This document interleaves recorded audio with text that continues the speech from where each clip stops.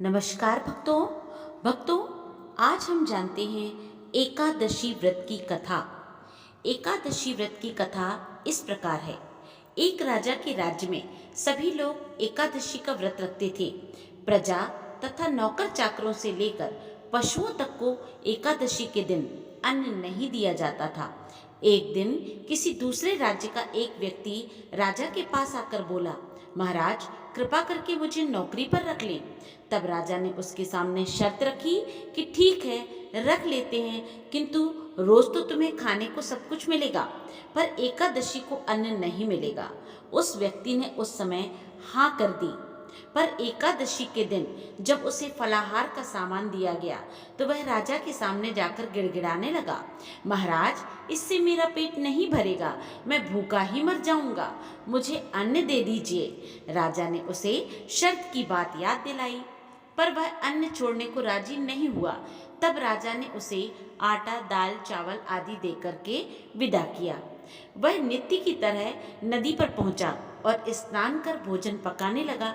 जब भोजन बन गया तो वह भगवान को बुलाने लगा, आओ भगवान, भोजन तैयार है।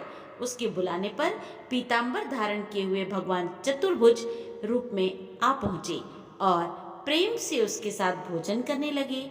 भोजनादि करके भगवान अंतर ध्यान हो गए तथा वह अपने काम पर चला गया। 15 दिन बाद अगली एकादशी को वह राजा के कहने लगा कि हे महाराज, मुझे दुगना सामान दीजिए, उस दिन तो मैं भूखा ही रह गया। राजा ने कारण पूछा कि तुम भूखे क्यों रह गए? तो उसने बताया कि हमारे साथ भगवान भी खाते हैं, इसलिए हम दोनों के लिए ये सामान पूरा नहीं होता। यह सुनकर राजा को बड़ा आश्चर्य हुआ। राजा बोला, मैं यह बात नहीं मान सकता कि भगवान तुम्हारे साथ भोजन करते हैं। मैं तो इतना व्रत रखता हूँ, इतनी पूजा करता हूँ, पर भगवान ने मुझे कभी भी दर्शन नहीं दिए और तुम्हें कैसे दे दिए? राजा की बात सुनकर वह बोला, महाराज, यदि विश्वास ना हो तो मेरे साथ चलकर देख लीजिए। राजा एक पेड़ की ओट में छिपकर बैठ गया। उस व्यक्ति ने भोजन बनाया तथा भगवान को शाम तक पुकारता रहा, परंतु भगवान नहीं आए।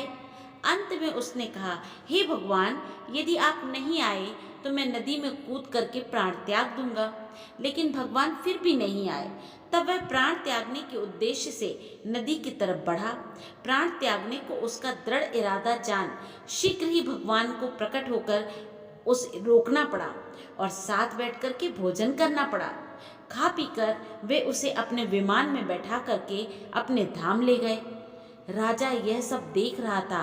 वह सोचने लगा कि व्रत उपवास से तब तक कोई फायदा नहीं हो सकता जब तक मन शुद्ध ना हो।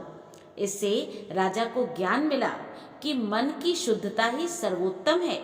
वह भी मन में व्रत उपवास करने लगा और अंत में स्वर्ग को प्राप्त हुआ।